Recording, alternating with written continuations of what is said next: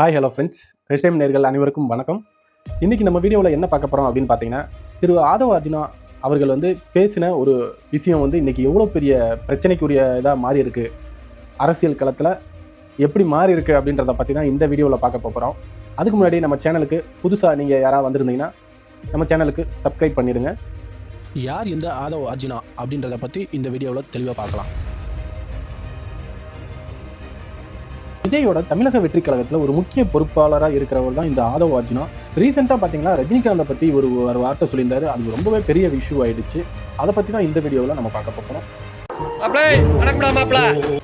இந்த ஆதவ் பிரதர் என்ன பண்ணிட்டாருன்னா, மைக்கில் பேசும்போது, அதாவது மீட்டிங்கில் பேசும்போது ரஜினிகாந்தை பற்றி ஒரு விஷயம் பேசிட்டாரு.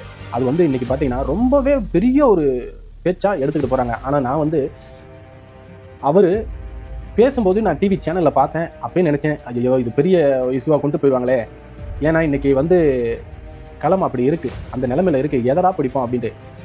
ரஜினிகாந்த் சூப்பர் ஸ்டார் தமிழ்நாட்டில் அப்படின்றது எல்லாருக்கும் தெரியும். ஆனால் அவரை பற்றி அங்கே பேசுகிறம்போது அது பெரிய ஒரு சர்ச்சைக்குரிய விஷயமா அமையும் அப்படின்றத நான் அப்போவே எதிர்பார்த்தேன். இதுதான் இன்றைக்கி பெரிய ட்ரெண்டிங் ஹெட்லைன். எதை பார்த்தாலும் ஆதவம் பேசினது, ரஜினிகாந்த் ஒரு அறிக்கை விட்டது.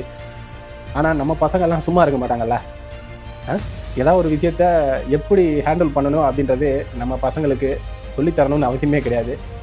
எல்லாத்துக்குமே ஒரு பதில் வச்சுருக்காங்க. அது என்னன்னு நீங்கள் பார்த்துருப்பீங்க.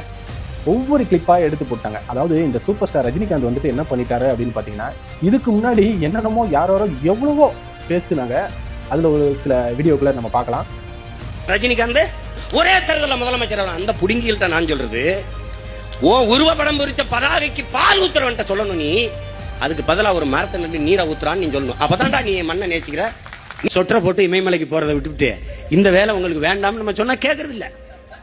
நான் வருவேன். ஒரு வெற்றிடம் இருக்குது, சுடுகாட்டில் கூட நிறைய வெற்றிடம் இருக்குது.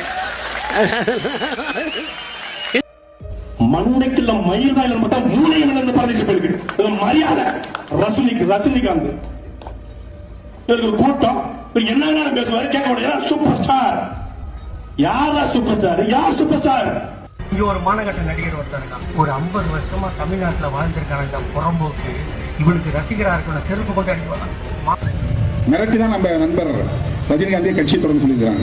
நம்ம நேரடியாக நான் கட்சியை தொடங்க முடியாது, நான் எங்கள் முகத்தை பார்த்தா வெறுப்பாக வந்துடும், நீ கொஞ்ச நாள் நீ சூப்பர் ஸ்டாராக இருந்துக்கிற, நீ கட்சி தொடங்கினா கொஞ்சம் ஓட்டு இந்த திமுகவுக்கு போகிற ஓட்டெல்லாம் கொஞ்சம் நீ வெளியே எடுத்துடலாம். நீங்கள் இப்போ பார்த்த வீடியோஸ் எல்லாம் இருக்குது பார்த்தீங்களா. இதுக்கு முன்னாடி ரஜினிகாந்த் இதை பார்த்தாரா பார்க்கலான்னு தெரியாது. ஆனால் இனிமே பார்ப்பாரு. இந்த வீடியோக்களுக்கெல்லாம் ஏன் நீங்கள் எதிர்ப்பு தெரிவிக்கல, அன்னைக்கு ஏன் நீங்கள் மௌனம் காத்துங்க அப்படின்றதுக்கு நீங்கள் பதில் சொல்லணும். கண்டிப்பாக உங்கள் மேலே ஒரு நல்ல மரியாதை வச்சுருக்காங்க தமிழ்நாட்டு மக்கள். இங்கே மக்களுக்கு பிடிச்சவங்க தான் ஒரு சிறந்த தலைவராக இருக்கணும் அப்படின்றது மக்கள் எப்போவுமே முடிவு பண்ணுவாங்க. சூப்பர் ஸ்டாராக ரஜினிகாந்த் தான் இருக்கணும், தளபதியாக விஜய் தான் வரணும், அல்டிமேட் ஸ்டாராக அஜித்குமார் தான் இருக்கணும் அப்படின்றத இங்கே இருக்கிற தமிழ்நாட்டு மக்கள் முடிவு பண்ணுறாங்க. அதே மக்கள் தான் இன்றைக்கி ஒரு புதிய தலைமை வேணும் அப்படின்ட்டு மக்கள் முடிவு பண்ணுற நேரம் வந்துருச்சு. அதுக்காண்டி தான் இந்த டிவிகே அப்படின்ற ஒரு கட்சி வளர்ந்துக்கிட்டு வருது. வர்ற எலெக்ஷனில் கண்டிப்பாக எனக்கு தெரிஞ்சு வெற்றி பெறுவாங்க அப்படின்னு தான் நினைக்கிறேன்.